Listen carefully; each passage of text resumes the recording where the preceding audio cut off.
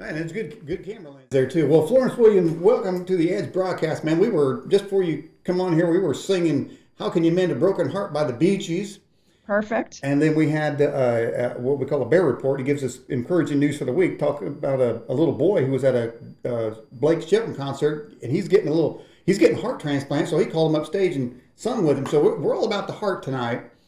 And That's right. I've never heard anybody equate heartbreak with science or put them in the same sentence. But I think tonight we might be doing that. Absolutely. I became heartbroken really for the first time in my life when my marriage ended. It was about 5 years ago. And I had always thought that heartbreak was a metaphor, that mostly it was something in your head. It was a big emotion. And I was really stunned when I registered that pain so strongly in my body. I knew there was so much art around heartbreak. There was so much popular music. There was so much poetry, tragedies and plays. But where was the science? I wanted to know why this was happening to me and what was going on and how I could feel better. Well, let me see. I don't think anybody that's watching this program's ever had heartbreak, so you might be alone in that issue there. But I can say probably people may have had multiple heartbreaks, and so there's the question right there: is it possible once you have a heartbreak to get it repaired and then break it again? Could this end up to be a constant cycle? Uh, You know, it can be. It depends on your luck, I guess. But they say that a real big heartbreak only happens once or twice in your life, maybe. Hmm. And yet, for such an important big event that so many of us go through, we really don't know how to handle it. There's no sort of public ritual for it. There are no kind of standard set of protocols. People feel like they're going through it alone, even though it is such a universal emotion. It feels very singular when it's happening to you, and it feels lonely, and which is part of, I think, what makes it hurt so much. Hmm. Um, Well, there's so many people that have had a heartbreak that Elvis sang a song and said there's a hotel where you go if you have a heartbreak. So and he doesn't really say that when you go to Heartbreak Hotel that your heart gets fixed. It could be like Hotel California. You can check in, but you can never leave. You know what I mean? Right, that's right. And so that means a lot of people may be suffering and have suffered with heartbreak for years, Some looking for an people answer. never get over it. About 50, according to the scientists, about 15% of people really have a hard time recovering from heartbreak. Most of us will feel the effects of heartbreak, sort of the physical effects, the sort of increased risk of heart disease, increased stresses, increased risk of diseases for about 4 years. Our nervous systems kind of won't really Mhm. reset for about 4 years to baseline. But that said, there are about 15% of people take much, much, much longer than that. Mhm. I noticed in the bio that we had for you on our website, it says that our cells listen to our loneliness. That's right. I was so concerned about what was happening to my body and to my health, which I felt was really imperiled after I had this big sort of emotional, blow.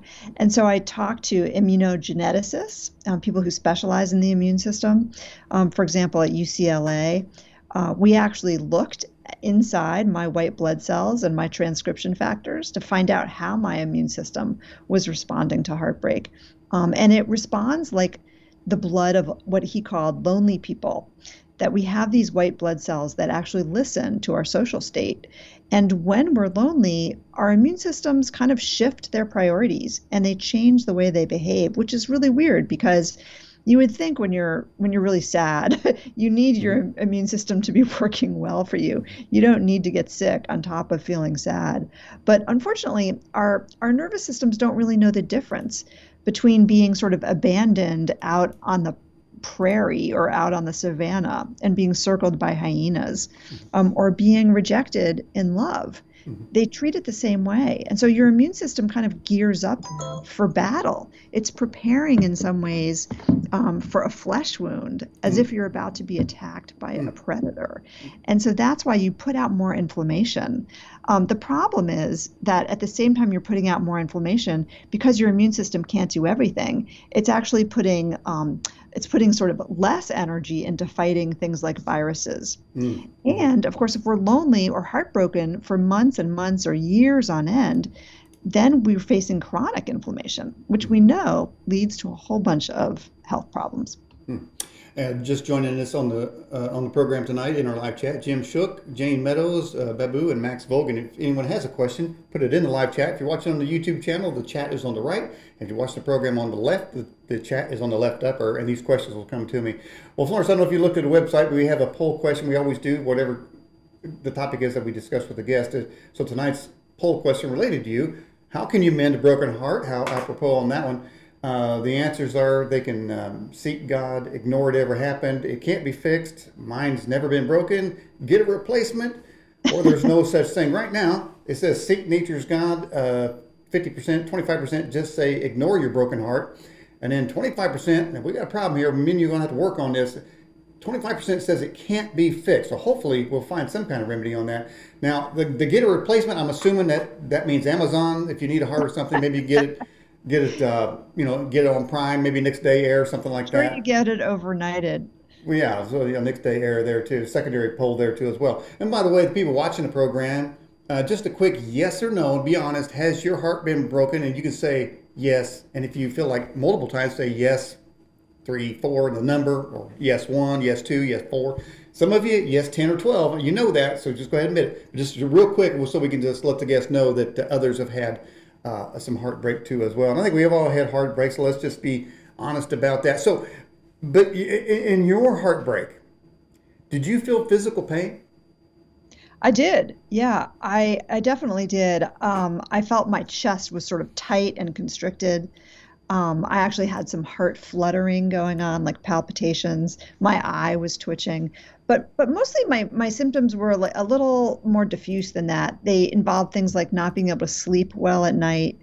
I lost a lot of weight that I didn't want to lose. I felt just really on edge, really agitated, but also exhausted at the same time. And eventually, with me, my pancreas started acting up. And I actually got diagnosed with an autoimmune disease, which is type 1 diabetes. Right now we have a graphic up, and it shows really, it's not even funny for that matter. I mean, it's how people break up, usually with their cell phone, Florence. And and I think some people say if they find a love or whatever, then a lot of times they do get something called being ghosted. And I think it's where, I'm not an expert in being ghosted, but I think it's where you text somebody and they never hear back, as if you never existed. And so there's heartbreak, and I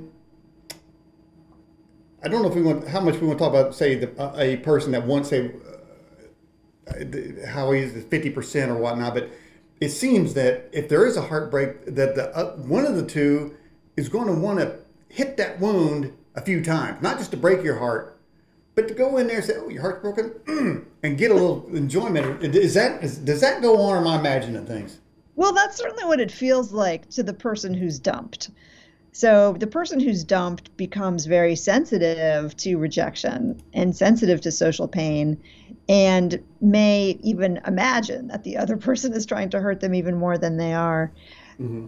Typically, it's true that one person wants the breakup a little bit more than the other one, sometimes a lot more than the other one. And so the one who's left behind can feel really, really rotten. We're a hypersocial species. We are supposed to feel safety in numbers. We're supposed to attach really strongly to each other. And we're really, really sensitive to social cues. Like when someone says, "You know what, I like this person better than I like you," or "I just don't like you anymore. I don't love you anymore." For us hypersocial animals, that really stings. We do not like to hear that. All right, taking a look in the live chat, the question I just posed earlier. So I'll just run through them real quick in case you're not looking. Okay, so Trujan Treasure says yes. Friends Radio got the number 3. Okay, thank you, Friends, for being honest there. Cassarelli says three. We've got another one here says it hurts bad. Yes, twice divorce. Oh, this one's bad. I'm sorry about this one. Times 10 plus. I guess they quit counting after the plus. We got yes, three. We've got yes, two. I'm not going to call out names, although everybody can see. Of course, the live chat's like a family. Everybody knows. Karen Lee says four. I just throw one out there for you. And we got 10. Some people say, I'm not in love, so don't forget it. I'm not in. Wait, is that a song? Somebody's put a song line in there. I'm not in love. Yeah, yeah, he was. That's why he was singing. This person here says their heart still hurts from 1978.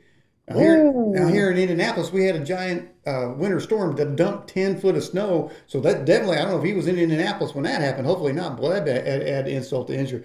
So it looks like a number of people have graciously, and I think they've always said the healing can start by sharing your experiences rather than keep them in. Is there anything to that? Yeah, absolutely. I found that to be true. Like I said, it feels like a lonely experience when you're going through it. But it's very helpful to reach out, talk to people about your heartbreak, hear about other people's heartbreaks. In fact, for the reporting of this book, I went to visit a museum in Croatia, in Zagreb, called the Museum of Broken Relationships. Wow. And this museum is filled with sometimes amusing objects that people have sent in that represent their relationship or represent their heartbreak. So, people will send in a transistor radio that their love gave them, when they met them on a beach. And then when they broke up, they didn't know what to do with this radio. It came to symbolize their relationship. They donated it to the museum, and then they wrote a little paragraph about their relationship and what went wrong. And when you walk through this museum and you see all of these objects kind of beautifully lit on display, you read these little paragraphs, you begin to understand that this is really a very common human experience. And there's a lot of comfort, I think, in knowing that so many of us, almost all of us, go through it. Mm. All right, I've got questions coming in here. Let's see. Question is for Southern Boy. It says, I've been to a graveyard lately and noticed husband and wife die within 2 years of each other. Did they die of heartbreak? Yeah, often that is the case. In fact, there was an epidemiologist, so a scientist who I think in the early 1800s went around and did exactly that. He looked at gravestones from married people and found that very often they would die within a year of each other. And we know that because the immune systems are really responsive to stress and to grief, it's true that you become less able to fight certain diseases. But we also know specifically that the heart itself is not just a metaphor for love.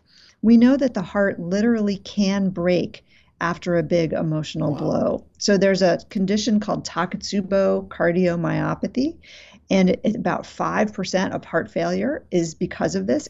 It's not due to the normal reasons for heart failure, which is a blockage in an artery. Takotsubo cardiomyopathy. I can say it several times really fast. Okay. It's a Japanese word. It's named after a lobster pot. So it's not caused by a blockage in the artery. It's caused by so many stress hormones in the face of grief, flooding your heart that one of the quadrants of the heart, the left ventricle, balloons out, can't pump anymore. And you end up in the hospital looking like you're having a heart attack. And in fact, 5% of people will die from this. 20% of people will go on to have an increased risk of heart failure after that. But that's just one of the reasons that your heart might seize up and literally fail after the death of your partner or your loved one. Okay. Put your way first says Florence, is getting COVID vaccine breaking people's hearts? Definitely not. Okay. All right. Freely Speaking says, is the sound of silence nature's blanket to heal the brokenhearted? That's a good question. I found from the research in this book that experiencing nature can be tremendously comforting. We know from a lot of studies that the sound of bird song, The sound of sort of gently flowing water, sound of gentle rain, sound of gentle wind, these things can really help calm our nervous systems, provide a sense of comfort. I love your background there. That's beautiful. Oh, I think that's me. Um, that's me looking at the river. Okay. And I've done a lot of research looking at the science of awe, that when we experience something beautiful or mystical, it may feel almost spiritual to us, it helps us feel less lonely because we feel more connected to the world around us. We feel more connected to nature. We may feel more connected to people that we're experiencing this with or to our communities. And it can be a real antidote to heartbreak to be open to this kind of beauty and this kind of awe. I don't think we hear that very often as a cure for heartbreak. So I'm really happy to spread the news on that one. Hmm. Yeah, very interesting on that. All right, we have this question here uh, from Fringe. Says, "Why is it you never get over your first love?" It's really strange. Oh, I think a lot of us do get over those first loves. Some of our first loves are, maybe Hmm. not the finest specimens. Uh, but I think that when we're young, we're really impressionable. Science has told us that the music that we loved when we were teenagers, the books that we loved when we were teenagers, we remember those things more strongly because our brains are just so sort of so open to the world around us. Our brains are growing, and for some of us, that's true with our first loves as well. Hmm. All right, tonight we have on our newsmaker line is Florence Williams. We're talking about the science of heartbreak, and of course, you went through a period of merging, I suppose, science and self-discovery. So, did you have to ask yourself some pretty hard questions that you didn't want to answer? Oh yeah, heartbreak will do that to you. I think it sort of tears you down to the studs. You can't rely on your usual, walls around you. The emotions just come so fast and so hard that you can't really deny them. It's very hard to stuff them down. At least it was for me. Hmm. I would just feel that pain. I would cry every day for a Hmm. little while Hmm. anyway. And it really made me wonder about my emotional intelligence. Why wasn't I more in touch with these emotions to begin with, these highs and these lows? Because as sad as I became in heartbreak, the weird thing is I also became really open to feeling incredible joy and happiness. And that really surprised me. Could those two emotions exist at the same time? And it turns out that they could. And in fact, I actually really liked feeling big emotions because it made me feel more alive.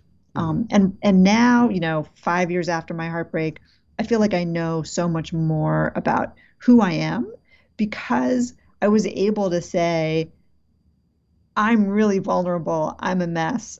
I need to reach out to my friends. I need my friends to help me. I feel like it actually made me a better friend and a better person by the end of it. Hmm. To the viewer's question, there's also that you talk about the first love. It. What about this business that says where time heals all wounds? Is that true? Is that a truism? It's largely true. Mhm. But as I said, for 15% of us, it's not true. 15% of us will go on to suffer for a long, long time. And, even with the average time of about 4 years to heal from a long marriage, when that splits up, I think there are things we can do to kind of speed that up a little bit. Mhm. You can't speed it up 100% or 90%, but maybe you could speed it up by Mhm. about half or 25%. Well, from the Bee Gees standpoint, they asked the question, "How can you mend a broken heart?" Well, they never really answered, so I guess a lot of them's got some broken hearts. But on the other hand, talk about the music genre of course, singing about love and broken hearts. I mean, every country song out there is going to have somebody's broken heart. But Rascal Flatts said that in his song, "God bless the broken road that led me straight to you," and so he's indicating that your broken road of heartbreak is a path that either you're supposed to walk or designed to walk, intended to walk, but it's going to lead you somewhere. So have you which camp are you? Are you in the camp where how can you ever mend it? Or the camp says there must have been a purpose. Well, I wouldn't have been inspired to write this book, I think, if I thought there was no way out. Hmm. I really have a hopeful message, which is that there is a way out. Hmm. There are many, many wise people, many spiritual leaders across many different traditions who Hmm. say you can't really learn how to even be a wise person. And you can't learn how to help others unless you yourself have suffered. That Hmm. suffering is, in fact, a path to some sort of enlightenment and the Hmm. ability to help other Hmm. people. Hmm. And I really believe that now. Okay. Well, let me just pop something up on screen real quick. I'll get out of the picture here. We were talking about whether you're supposed to be on that road. This is Psalms 34:18. It says, "The Lord is nigh unto them that are of a broken heart." So it appears from the Holy Writ that that your broken heart is not gone unnoticed by the Creator. Would you agree or disagree with that statement?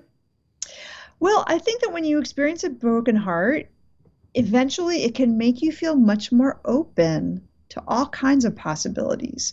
It can make you more sensitive to your own spirituality. Absolutely. I do believe that. Hmm. Okay, let's get this question from Shawanakia. It says, "I've heard that singing with others increases uh, oxy oxytocin. Oxytocin. Okay, you know the word, excellent, and it can help you heal. Now, if that's true, I don't know if you watched our pre-show before you came on, but we were singing. I put karaoke up there with "How Can You Mend a Broken Heart," so we were all singing. So Yep. I'm hoping people were increasing whatever that. How's that word? Oxytocin. Okay, oxytocin. Is that a truism? Does that help heal the heart? Well, oxytocin is a neurotransmitter, All right. and it can reinforce bonding, feelings of attachment, feelings of love. Typically, humans and other mammals will generate more oxytocin when they're looking into each other's eyes, if they're touching each other. Sometimes you even by petting your dog, you can release some oxytocin. Mm, And certainly singing and dancing and being in your community, expressing joy is going to release a lot of happy hormones. mhm, So serotonin, yeah, maybe some oxytocin. And what oxytocin does is it actually directly counteracts the effects of stress hormones. mm, So the more oxytocin you have flowing, the less cortisol you're going to mhm, have mhm, messing up mhm. your nervous system. Well, let me throw another question out to the viewers right now. So we asked the question sort of a historical sense, but does anybody watching the program have a heartbreak, going through heartbreak right now? Just doesn't be just a yes right there, unless you're got two or three things, relationships going on, they're all broken. I guess you could say three, and some people probably do. But if you're having it right now, just put a yes in there. That'd be good right there. Um, Max Vogan says, "Does an excellent lover help with heartbreak?" It depends on your personality. So if you're ready for a new lover, if you're ready for a rebound, absolutely. Yes, because like as I said, human touch, physical connection is going to help release some oxytocin. It's going to help calm your nervous system down. There's actually a scientific study showing that rebounds can improve and increase your self-confidence, can increase your self-esteem, can help you separate from the person who broke your heart. Hmm.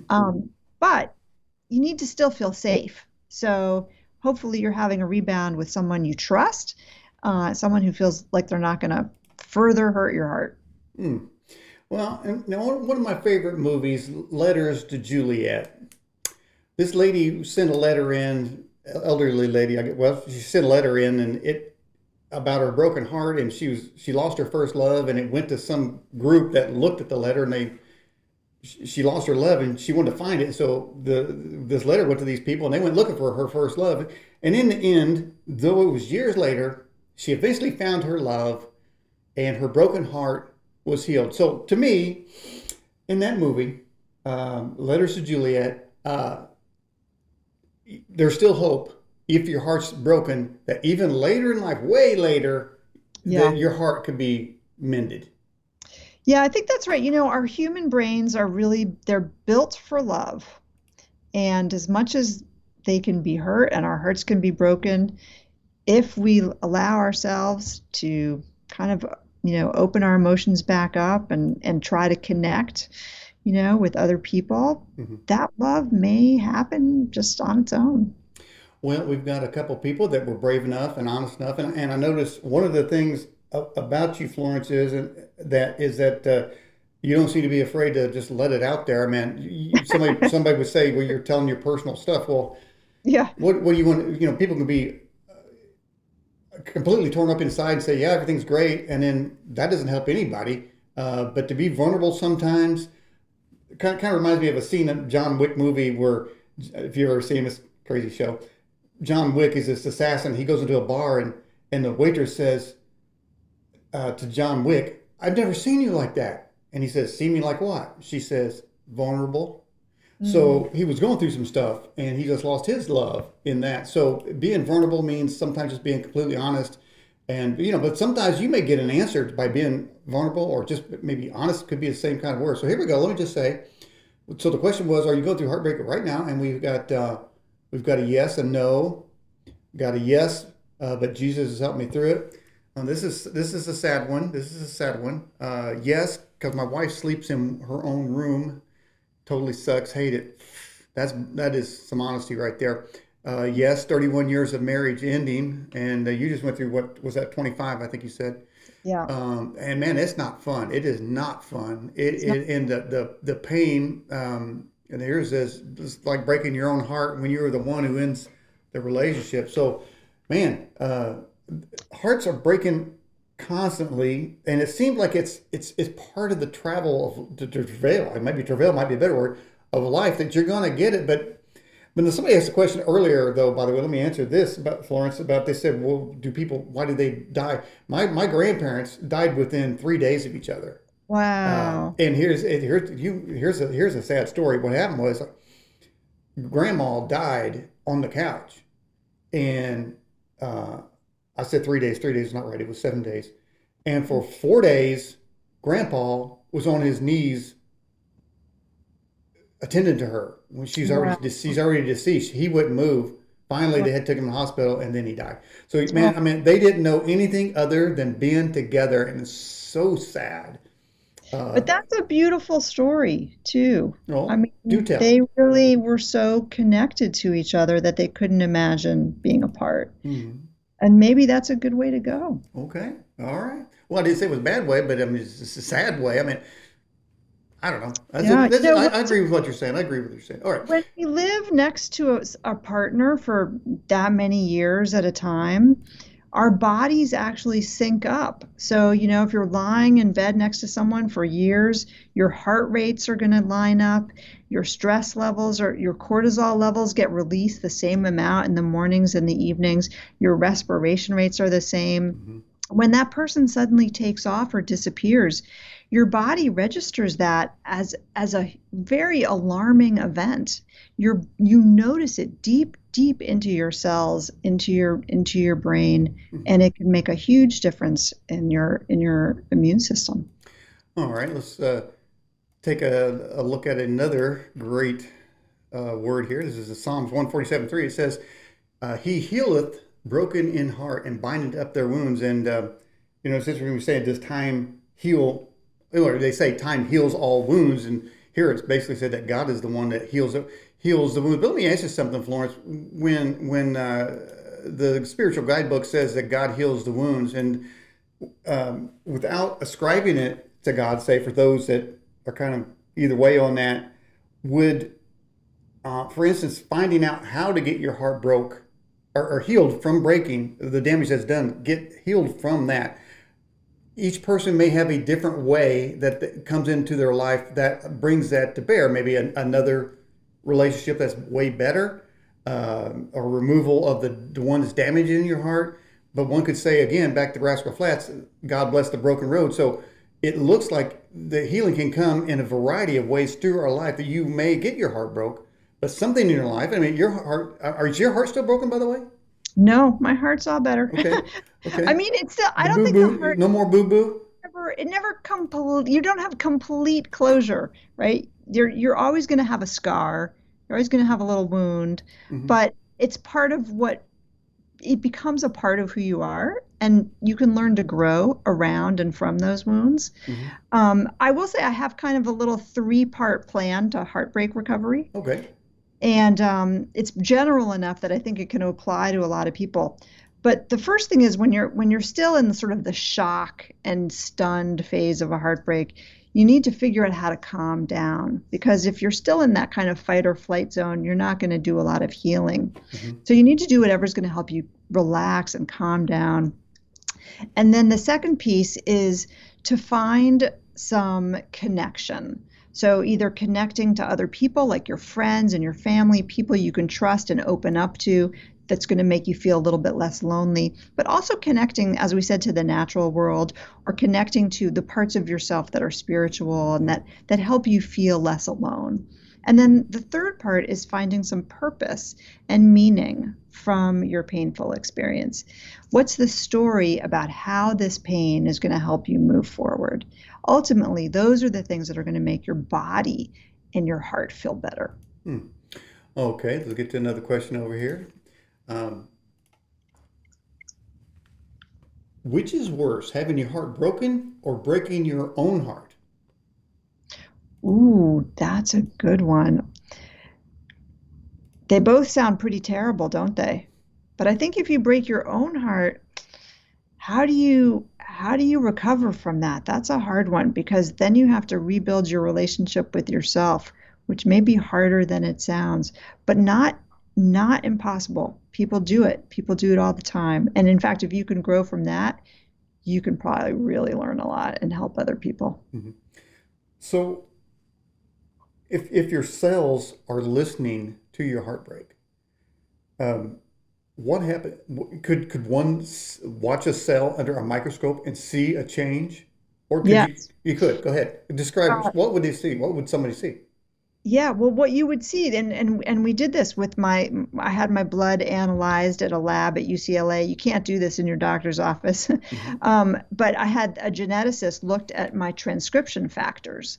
So those are the signaling molecules that tell your immune cells how to behave. So what you can do is you can analyze the blood to look for those transcription markers, and they're the markers that are either going to upregulate your white blood cells for inflammation or they're going to downregulate your blood cells for fighting viruses. And you can see that in a lab, and that's the marker of loneliness. How much inflammation you're putting out, that's loneliness. So in fact, there's a psychologist who said to me, there's an inflammation story of divorce. And that's the story that I wanted to hear. Hmm. Okay, we have this question here. It says, is it true when one commits infidelity that they're not just breaking the heart of their partner, but ultimately they're breaking their own heart themselves?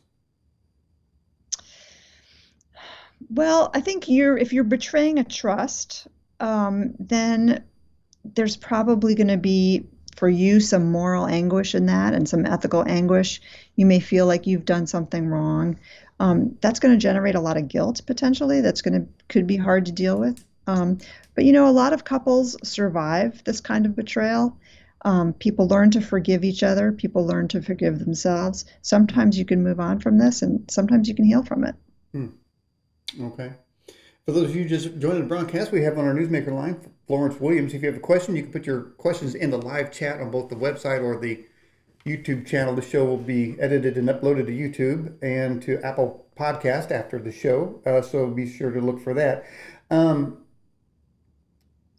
Physically, they say that the heart, if you had a heart transplant, you would have the memories. People have had the memories of the donors. What if the person of the heart transplant you get just went through a heartbreak? Would that heartbreak transfer to you as well? That's a great question. You'd have to get a cardiologist in here to ask that one. Not so sure. Hmm. I don't know anyone who's had a heart transplant. Do you? No. No, No. but we talked about it during the bear report. Little boys going to be getting one, so we'll see. I guess we couldn't see about that. I mean, I don't think little children can get their heart. Well, maybe they can. Can little children get their heartbreak too? Sure. There are all kinds of heartbreak, any kind of broken attachment. So, you can have broken attachments to your parents. You can have broken attachments to your landscape, to your home. Look at all these, communities and neighborhoods that are on fire now. Hmm. That's certainly a kind of heartbreak, no Hmm. question. Well, to that point there, and I've shared this on the show before, the power company came through and they told me that tree one, two, and three are going to be cut down, which I planted and watched grow. I'm a prolific tree planter, hundreds of trees, love trees, Mm. and I knew they were going to be cut down, I'm sorry. and That's they awful. they're going to be ground to dust. And I thought, for one thing, I want the body, and I want the body of the tree. Yeah. But before they died, before they got ripped to shreds in the shredder, I went and told them. And somebody say that's wrong. But I felt like I want to talk to them, and I just feel like I feel like there's life in rocks. Okay, so that doesn't mean I'm worshiping nature or rocks, but I believe that a lot of things have life in them. It is proven that if you talk to plants, that you can alter the way. And many people, you can watch two plants grow together, and you'll see them. They'll grow the opposite direction because they don't want nothing to do with the one right next to them. You can see they're trying to get away from it. And they can't because they're stuck in the root. It's kind of like Lord of the Rings when trees go running around through there. But anyway, so no, I did talk to the trees, and I did take their bodies, and I did spread them around other places. So We as humans, we're really capable of being attached to other species. There's no question. Look at, our pets, right? It mm, can have the same thing with a tree. Why not? okay, all right. What we got here? Well, we've already talked about these questions here. What now, you gave us three ideas about how to fix a broken heart. How do we prevent the heart from being broke? Oh boy, never being in love. But who wants that? That's not worth That's it. I no, think got to be that we better than that. can I think that we can learn how to treat each other's hearts better. Mm, And that can okay. start in childhood by teaching our kids emotional intelligence, teaching our kids how to have healthy expression of their emotions, Mm-hmm. teaching them how to communicate their emotions and their needs. Mm, And I think maybe we could prevent a lot of marriages from going bad if we teach our kids from the beginning mm-hmm. how to talk to each other and how to love each other. Mm-hmm. Okay. Well, Florence, you've been smiling through this interview so far, and that indicates to me a good heart. But we were just talking about the children. They need to see smiles, but these days they're not allowed to see smiles. Mm. As you know, where I'm going with that one. They can't see people's facial expressions. They can't see smiles. Is this going to permanently damage these children? You know, kids are very perceptive. Kids can tell your emotions. Even our pets can tell our emotions, right? I Mm-hmm. think kids have no trouble telling when their friends are running around happy, when they're laughing. You can hear them, you can see their eyes. I'm not that worried about the facial expressions. I'm more worried about people feeling isolated and people being isolated. So I think in these times, it's really important for our kids to have meaningful connections with other kids, meaningful connections, certainly with their peers. That's what I worry about more than the actual facial expressions, because I think the kids can figure out the emotions behind the masks. Okay, so is it going to lengthen the time of their being able to develop normally? Um, I, I think it remains to be seen. Like I said, I think kids are incredibly adaptable. They learn really easily. Their brains learn really easily. I think kids are having a hard time. A lot of kids are having a lot of hard times right now in terms of their mental health. I Mm-hmm. don't think it's because of the mask wearing. I think it's because, they're not being able to do as many activities as maybe they want to do. They're not being able to play as many sports sometimes as they want to do. But I think they're going to bounce right back. I really do. Mm-hmm. Okay, we take a look at the polls, see if we move them polls any. We have how can you mend a broken heart? Number one there is still seek nature's God there, 53% there. Ignore it ever happened, 23%. 15% says it can't be fixed. And then we got 7% that they want to do the Amazon thing. They want to get a replacement. So, I'm sure a lot of people would like to start over, but honestly, I don't know if that's possible. It seems like you're going to have to carry that weight, kind of like the Beatles said, carry that weight a long time. That's right. Um, but You can't just let it go forever. so, There's a piece of it that's going to stay with you. so we had a guest on the program, a doctor from England, who said he has literally cured cancer by, without drugs, by simply fixing the surroundings, the toxic surroundings of the people that he come in. In other words, I guess he looked at it sort of holistically. I guess that might be the word, but many of them was bad relationships. Toxic relationships were causing cancer. Now, I'm not suggesting that people get rid of somebody in their life that's causing them some grief, because I'm not a psychologist and I certainly wouldn't want to be responsible for that. But on the other hand, toxic relationships do cause sickness. And to that doctor who said he's cured 30,000 of them just by fixing, and some of them, they weren't all relationships, some were their surroundings, where they worked, the pressure they were under, those kinds of things. A lot of them were relationships. But so what's your suggestion on when somebody is, say, stuck in a cell busting relationship? Yes. Well, we do know from some large scale epidemiology and some studies that being in a very bad relationship is bad for your health. That's true.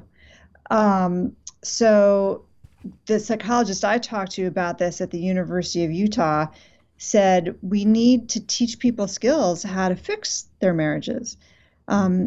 And sometimes that can be done, and sometimes it probably can't be. But the earlier we start, and like I said, if we start teaching our kids how to talk to each other and how to care for each other's hearts, I think that's going to be a good start. And if we can learn to get along better and improve our relationships all around, that's going to be good for our health. Then we have another scripture here. I think it says, now this goes kind of the Rascal Flatts, all things work together. We know all things work together for good to them that love God. Is spirituality, Florence, a method or a part of healing the heart? I think it absolutely can be.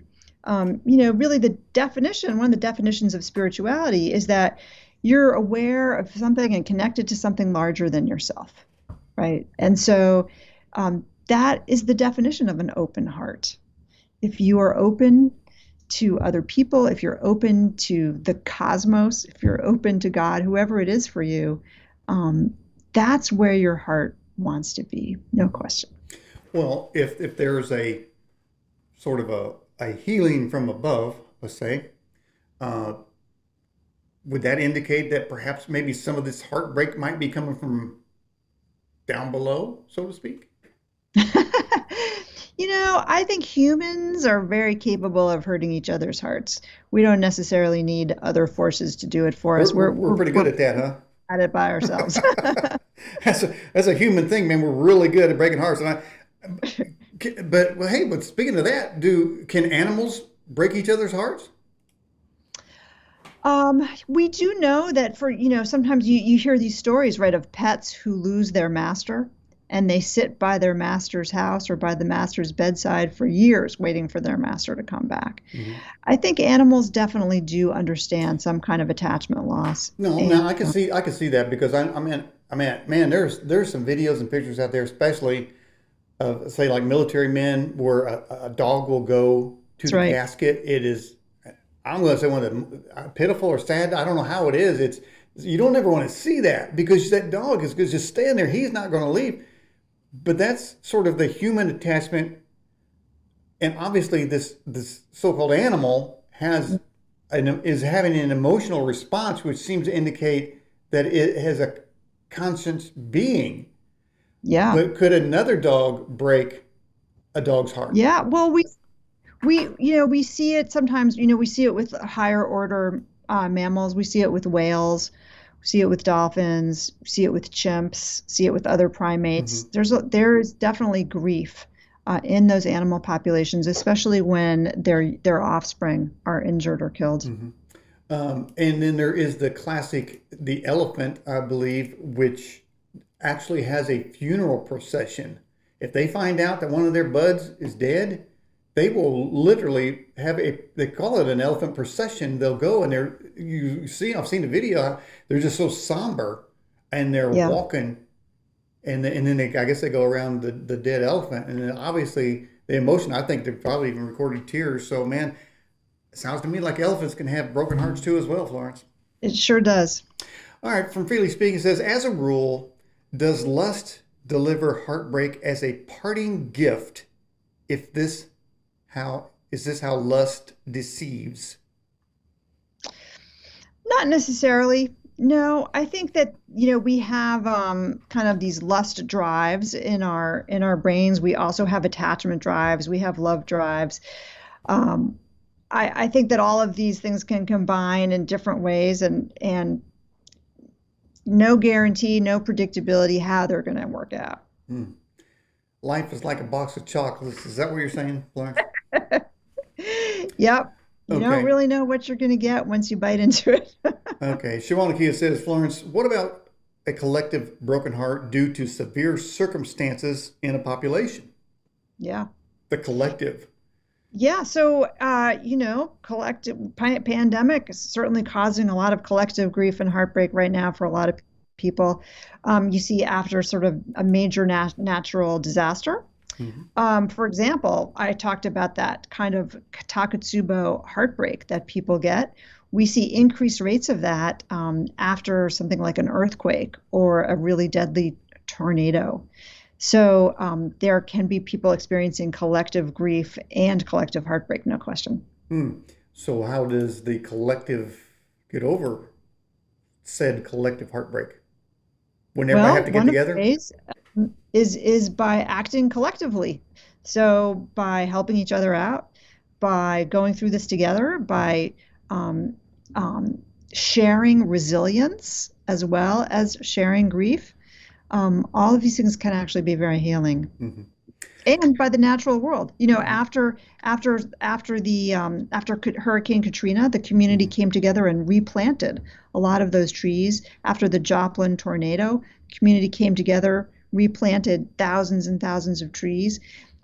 These acts of connecting to nature also made people feel closer to their communities and closer together, and became very important for their healing. Mhm. Mhm. Um, so I'm a beekeeper, and in a beehive, all the workers, all of them are female, and the queen, of course, is female. And then they have what's called drones. These are the males, and they sort of mirror society. They don't work. They don't bring nothing to the hive. All they do is bang the queen. That's all they do. So once they do that, they die. And they still, a lot of them still hang around the hive. Now, the rest of the bees, all being female, they don't have any male association relationships in their life. So would they be happier than say the queen who has a drone, a quickie basically, and then dies and loses the man? Would the other bees be happier without? So what I'm saying is, would people be better without risking a relationship so their heart would never be broken, or is it worth the risk? Well, there are a lot of poems about this. There are a lot of sayings and adages about it. My belief is that humans are meant to love. And if we deny ourselves that, we deny ourselves a part of being human. So, Hmm. as much as it can sometimes hurt to lose love, ultimately, Hmm. love is kind of what it's all about. Mm. It seemed like there was a scene in the Matrix where Mouse said to deny our impulses is to deny what makes us human. So That's our right. impulses, like you, I guess you're suggesting is that we are born to love. I guess born We're to born to get love. love. There are a lot of ways to define love. So you can be very fulfilled by loving your family, by loving your community, Hmm. by loving your God. There are a lot of ways to love. There are a lot of ways to be loved, and I think there's a lot of fulfillment to be found even in the absence of romantic love. Hmm. Mayor says, "How do you keep your heart from scarring after it's been broken?" Now, all wounds do leave a scar. I got a scar on my hand where I was fishing, and I did a Superman and put a big gash in my hand. So there's a scar there, but the heart gets scarred. Is there any way it can not be scarred from being broken? Can it get wounded without a scar, or is there always going to be a scar? I would argue that it's okay to have some scars. In fact, I would argue it can make you a better person, for showing up for the people in your life that you still love, because you have more sympathy, you have more empathy, you understand suffering. If you're connected to your own scars to an extent, not so that they're debilitating, but so that you have an understanding of Mhm. suffering, um, it can make you more capable. Ironically, having a wounded heart can make you more capable of love. Mhm. Ultimately, I believe that.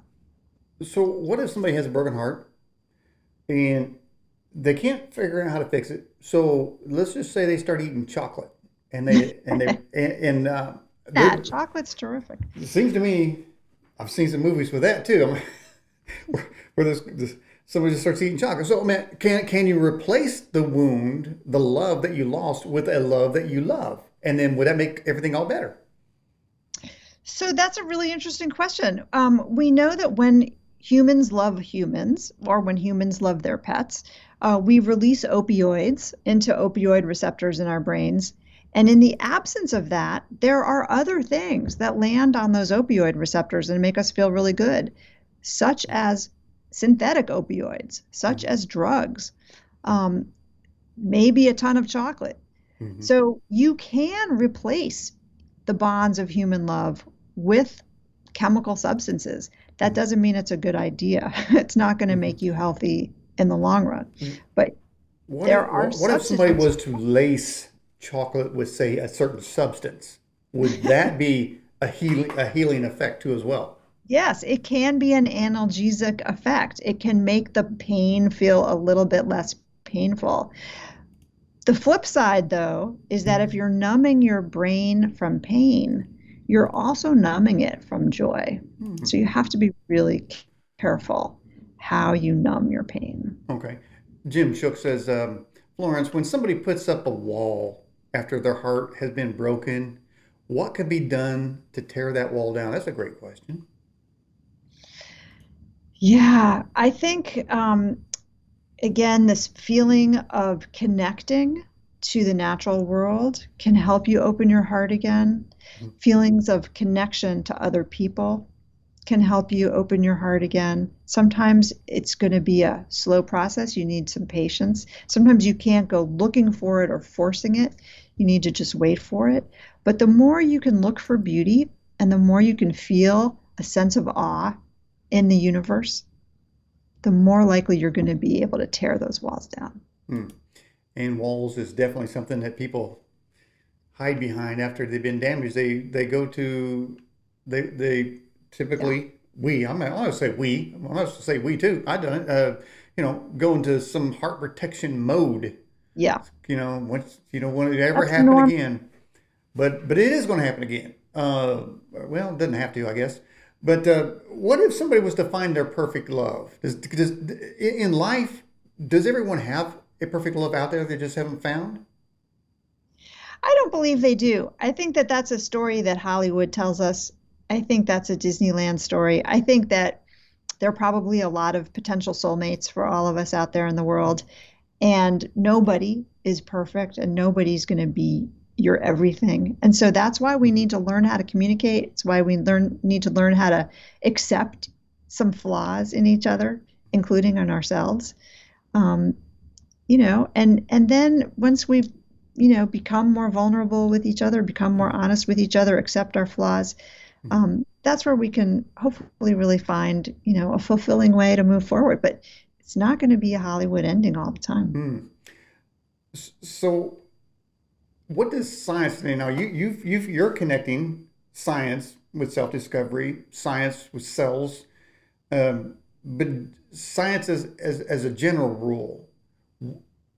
Do they look at it like spiritual matters that doesn't exist because they can't duplicate it? So therefore, whatever, it's just a chemical imbalance and that kind of thing. Is that the way they look at it, or is anyone in the scientific community becoming to an idea that maybe there's something more to this heartbreak with human emotions than just cellular damage or chemical imbalance or toxicity? I think there is an understanding that some of what's out there is mysterious, and science can actually be a pathway to appreciating awe and appreciating the mysterious. So it doesn't necessarily need to, answer every question definitively. But I think that actually through understanding science, sometimes our minds can be blown by how incredible, Mhm. you know, our bodies are, by how incredible our minds are, by how incredible human human landscapes and ecosystems and the outer Mhm. space, it's all mind blowing. It's all awesome. Mhm. And it can all open our capacity for appreciating mystery and appreciating love. Hmm. So the Bible says that life is in the blood, and we're talking about cells, and there's certainly cells in the blood. What if somebody had, uh, say, maybe gone through heartbreak, and then developed immunity, um, and their cells rebuilt because they were fixed, they were healed, and then what if you that person gave a blood transfusion to another person whose cells are being damaged by a heartbreak? Would that person be healed? Whoa, that's a really wild question. So the way our immune systems work is you can't just, I think, transplant your immune cells to another person and have it completely take over all of your immune system. You can transfer some antibodies, Hmm. perhaps transfer some T cells, transfer some B cells. But the way our bodies work is that our immune systems are supposed to listen to our external world. And they're supposed to listen to our emotional state. Hmm. And that's how our immune systems can really help us. It's just that sometimes it backfires because when we feel lonely, our immune systems think that we've been left out on the savannah by ourselves. And Hmm. it's not a place where we want to be forever. And no matter how many immune cell transplants you're going to get, your bone marrow is still going to be making new immune cells Hmm. depending on how Hmm. lonely you feel. Hmm. Well, you mentioned visiting nature as a healing tool. Um, how does the visual of Mm. nature heal a cell? Well, I think when we are calm, our nervous systems will say, there's no threat here. Look at that beautiful green tree. Look at that beautiful clean water. Look at that calm sky. I don't feel threatened right now. In fact, I feel really peaceful. I feel happy. I don't need to put out a lot of inflammation into Hmm. my immune Hmm. system, into Hmm. my body. Hmm. I can actually just feel really calm and really centered and grounded and healthy right now because I don't need to be in a fight or flight state. I can relax. And nature can really help us get there. Okay, so me and the wife was out in nature up there at Glacier National Park, and we were on the trail. And of course, warnings everywhere: carry your Yeah. bear spray. I knew you were going to bring up bears. And how's that? And so um, I was in a fight or flight mode the whole time, worried about the bear, Yeah. and Yeah. getting mauled and dragged all through the forest. Yeah. Did I damage my cells? No, because actually your cells were really helping you there. They were preparing you for doing a fast action, whipping out your bear spray really quickly, climbing a tree really quickly, maybe playing dead. When your body's alert like that, it's going to save your life. What you don't want is to be in that state for months and months and years through loneliness. Oh, so it's okay to get into a fearful situation, but Absolutely. don't live in it. Don't live in it. Is what you're saying. That's right. That stress is going to save your life in the short term. It's Mhm. great. Okay, Azura says, Florence, can a person who's had their heart truly broken, truly, truly broken, can it be repaired?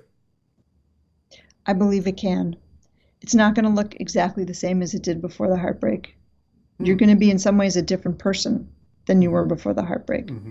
But you can grow from that wound. You can grow into someone who's capable of so much joy and so much love and giving so much to other people.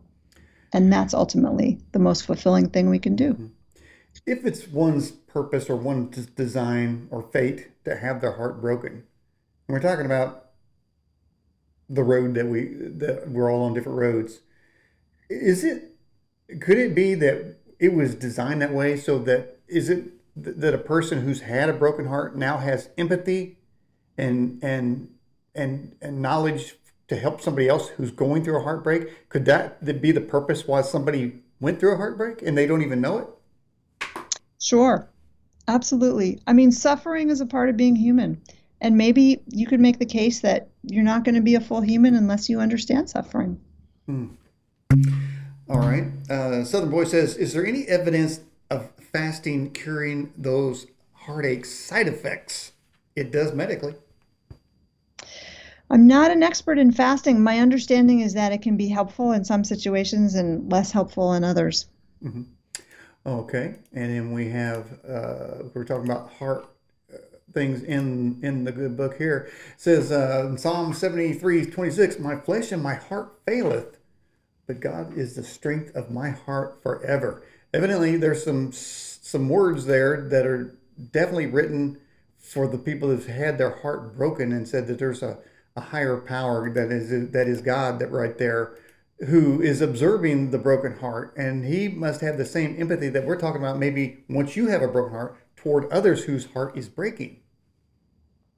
I think a strong belief in God and that God is going to take care of you is really going to help you feel less lonely, and then it can really help you with a broken heart.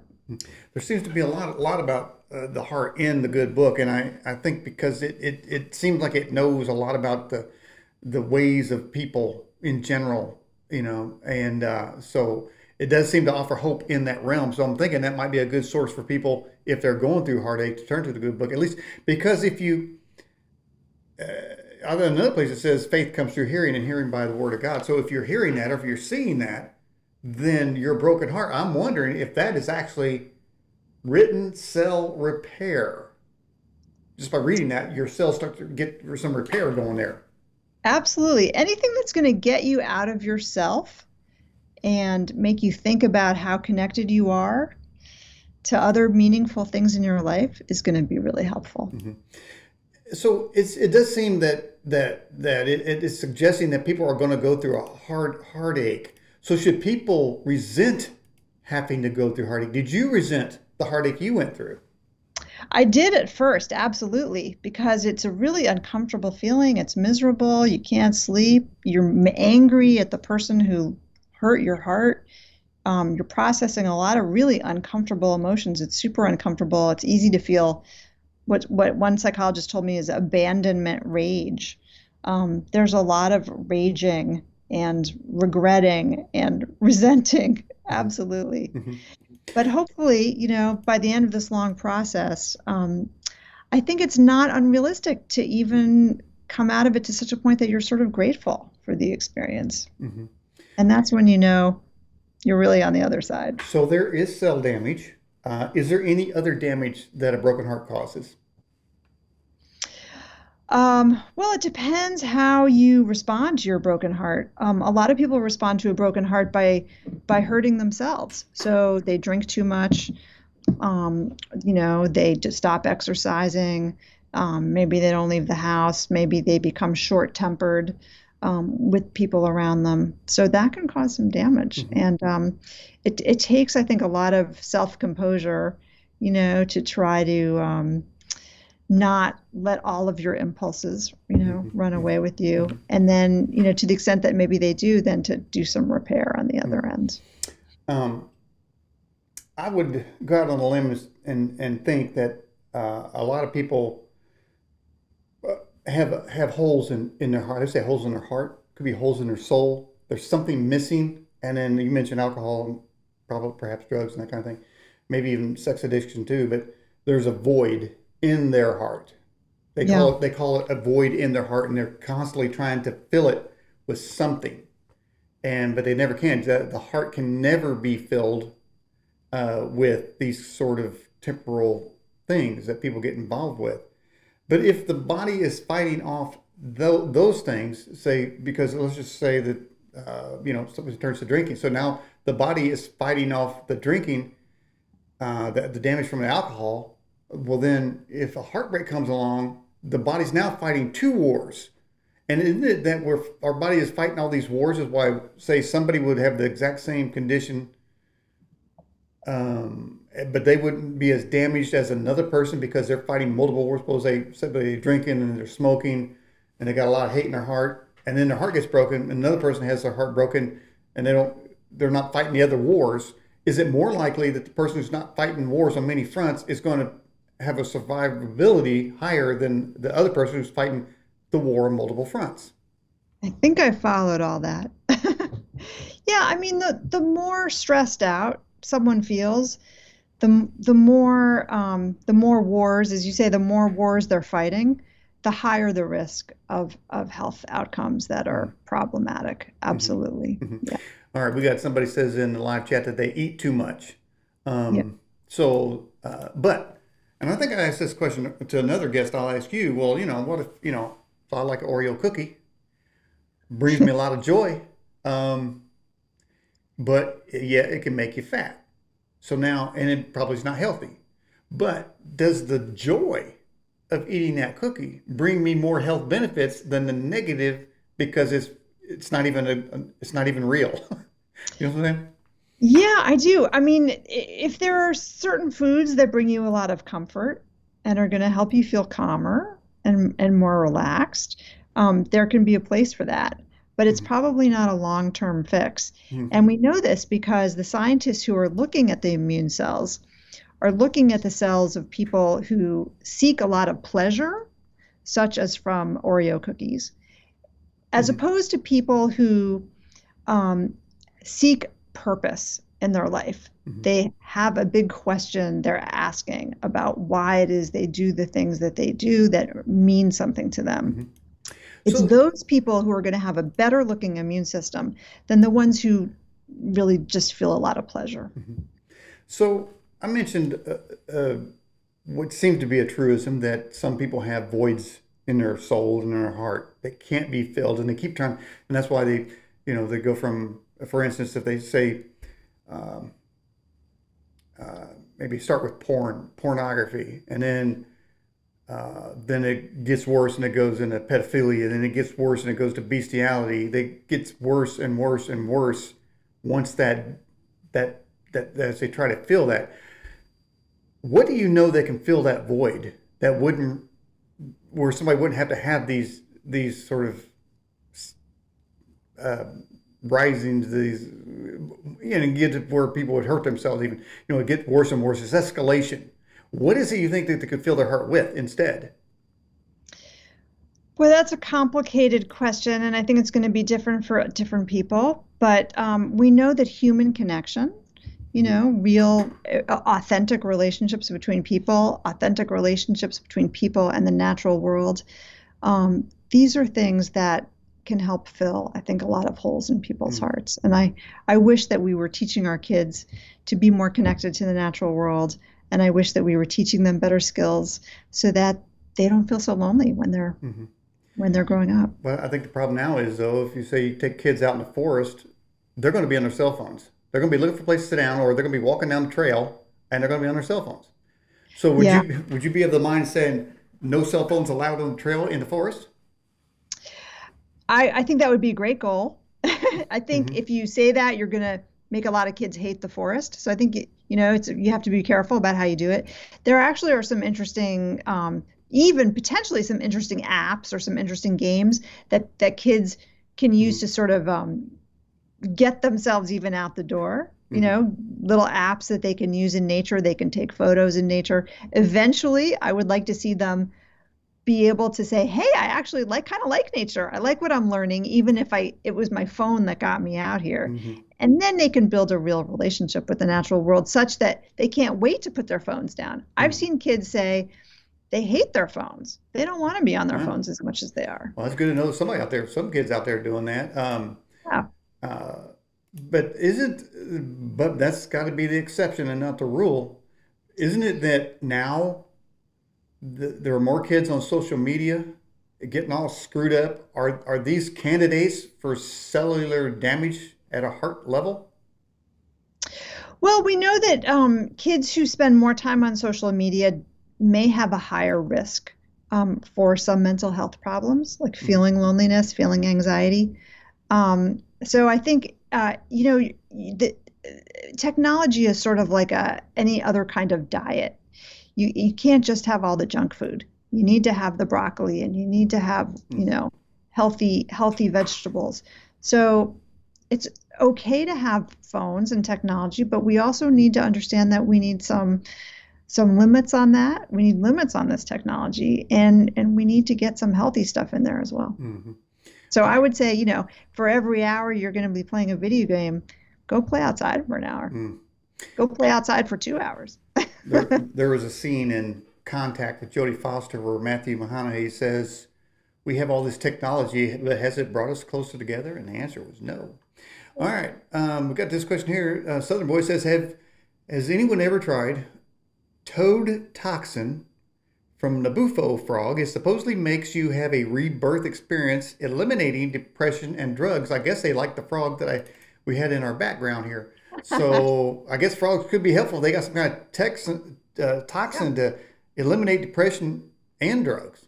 There is a psychedelic substance that you can derive from not only frogs, but lots of different compounds, and some people find that these are really a sort of gateway to feeling awe and to Mhm. feeling spirituality, and to even in some studies have been shown to help people with post-traumatic stress and with depression. I think it's a field that still needs a lot more scientific study, but it's pretty interesting. Well, maybe there's something to that story about the prince turning into a frog. I don't know, because it sounds to me like there's some love involved there.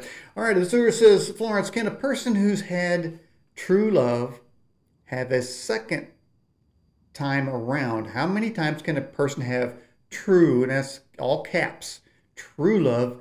And if the love is true, is it a one-time event? No, I don't think it's a one-time event. I think there are a lot of potential true loves out there. I think it depends on how skilled you are at loving other people, and how much they can love you. Um, I think it's like having kids. You don't only love one kid. If you have two kids, you love them both. I think we're capable of loving multiple times over multiple years, and it doesn't go away when we get older. We can still love just as intensely when we're in our 70s and our 80s as when we're in our teens and 20s. Hmm. So if going back to the cells, listen to our loneliness, and then they cause some problems. And I guess if that's the case, do we seek out to not be lonely to reverse the curse of the cell damage? Yeah, we do. We have a real drive. Some people argue that feelings of loneliness, that it's sort of a signal that our brains put out to tell us how to behave differently, to drive us to seek the company of others. Loneliness is it's kind of a message that our brains are giving us, and so unfortunately, sometimes it can be very hard to sort of break the cycle of loneliness, but it's worth the effort because being lonely is bad for ourselves. So there's a certain thing going out there. It's called mNRA technology, designed to alter the cells. Can the heart be repaired chemically without the use of, say, reversing, going from loneliness to being around people, or going into the forest, or finding your true love? Can it be done through science and bypassing all that? Well, there are scientists who are studying possible drugs for loneliness. So I don't think we have them yet, but stay tuned. There are some scientists who are looking into it. I'm a little bit skeptical of that. I tend to think we probably need more than just a pill in order to, really fulfill our drive for human connection. Hmm. To the heart question about trying to fill it, I think the Bible actually says the only person that can fill the heart is Jesus. Having Him in your heart. I guess some say that there's a hole that's just where Jesus can reside. So it sounds like our spirits need a defense against a broken heart, sort of a buttress, something that can keep the heart inoculated from the damage that will come. Because if that heart is empty, then that damage is going to come. It's going to hit hard. Yeah, I think again, it comes down to feeling some purpose in Mm-hmm. your life. Mm-hmm. If you can feel purpose, if you can have connection, Mm-hmm. that's where your cells are going to be the happiest. Okay. And what's your purpose, do you think? I think my purpose is communicating. It's helping people feel like they're not as alone, helping people find hope, um, and helping people learn that their emotions are okay. Mm. So this book here, The Nature Fix, what is in that book? What's it about? This book is about the science behind why we feel different in different environments, why, when we're outside in a pleasant, natural environment, we may suddenly feel like some of the stresses of modern life wash away. We feel happier. Mhm. We feel like we have less negative thoughts. We may feel more creative ideas when we're out walking in the woods. Certainly, lots of poets and musicians and inventors have come up with their greatest ideas while they're out in the woods. And this really looks at the science behind that. So I talk to neuroscientists, I talk to physicists, people who are putting EEG caps on people's heads and measuring brain waves. Wow. Um, what's going on in their frontal cortex as Mhm. opposed to their sensory brains when they're outside in nature. And super, super interesting new science coming out on Yeah. this.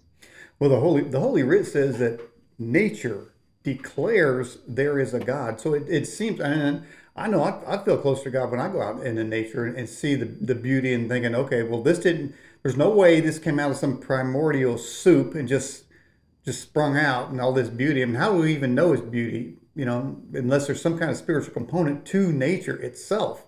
The ancients of the early Americans referred to it, Benjamin Franklin referred to it as nature's God, talking about the rights of humans. And that's why that was phrased that way in the poll that we have about nature's God. So do you feel more spiritual in the forest, or do you feel more chemically balanced? Both. I think those two things are related for me. I certainly, when I'm out in nature, here's an example. Um, I was going for a walk in the woods, and I was I was upset about a conversation that I'd had with someone, and my head was down, and I was just thinking about this negative conversation, thinking about it over and over again, and all of a sudden, this giant owl swooped down from a tree and flew right across my path. And my brain just stopped. All those negative thoughts just went away.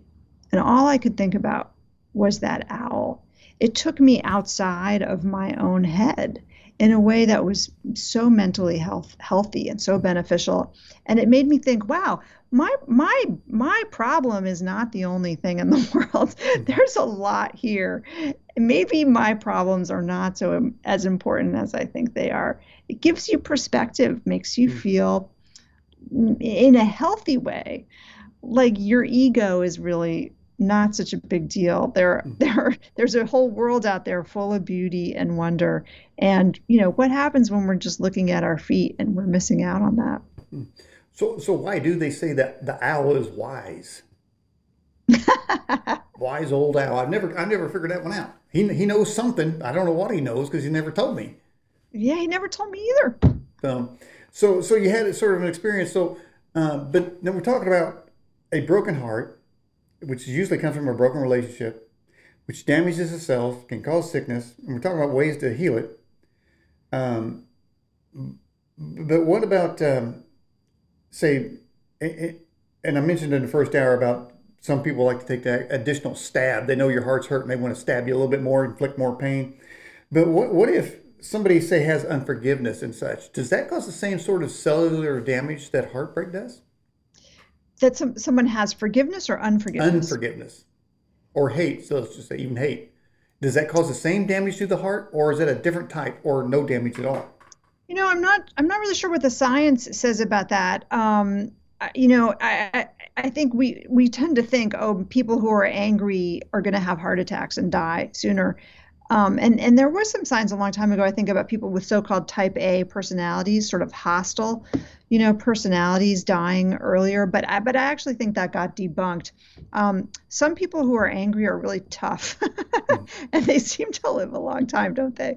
So Yeah, yeah, and that doesn't seem fair, does it? doesn't seem fair. Well, I mean, you also have uh, George Burns, who lived to like 95, and he said his secret was he had a whiskey and a cigar in the morning, and that was his key to long life. So really, what works for one may not work for another. Yeah, I wouldn't recommend trying that one, but All right, so we talked about the nature, but then what about the heartbreak book? What's in this book? in this book, I talk about the ways in which my body broke down after my divorce, and my journey to try to figure out what was wrong with me and why this was happening. Hmm. And then the many sort of science-backed ways that I tried in order to get better, different kinds of therapies. I went into the wilderness for 30 days Wow. to try to heal. And eventually, by the end of it, I came out much more whole, and I felt like I had a story to tell. Hmm. So that's your story, and you're sticking to it. Um, the other person, do they get a broken heart too? The person who does the leaving, The person you divorced from? yeah, the person who does the dumping. Yeah, the dumpster. Yeah. He seems pretty happy. So he's the dumpster, and you're the dumpy. That's right. I was the Okay, dumpy. so does that person have a broken heart, or is he getting away with this? Um, that's a good question. I think so. There's not as much science about the person who does the dumping. Hmm. So the neuroscientists that I talk to, they put the dumpy, people like me, in a brain scanner, and Hmm. they show them a picture of their dumper, Hmm. and they see what's going on in their brain. Hmm. There hasn't been as much science looking at the person who does the leaving. Hmm. And I think there are a lot of different circumstances. I think sometimes people will leave a bad marriage and then they'll feel much better after they leave it. They'll feel relief, they'll feel safer, they'll feel happier. But I think often the person who does the leaving also feels very guilty. Maybe they've broken up a family, maybe there are kids, Hmm. maybe they know they hurt someone. Um, so I think there's a real range of emotions there, depending on circumstance. Hmm. It's not always a clear villain just because you're the one who leaves. Sometimes there's a good reason to leave. Was there a time before you were in this self-discovery? Was there a time when you would like to uh, give back some pain? Sure, absolutely. Yes, this is one of the symptoms of heartbreak sometimes is this feelings of anger, feelings of some vengeance, right? Hmm. So these are also natural human emotions. People definitely feel them. And there's a lot of literature and a lot of poetry and a lot of Shakespearean tragedy. Look at Othello, Hmm. right? People Hmm. who definitely want to get some payback. Hmm. Pretty common. Well, I think the safe way is the biblical way, where it says, where God says, "Vengeance is mine; I will repay." I think it'd be better to let Him do it than try to do it, because it seems like every time um, we go down that road, it backfires. So did you were you able to withhold that, or did you go ahead and throw some of them darts over that way?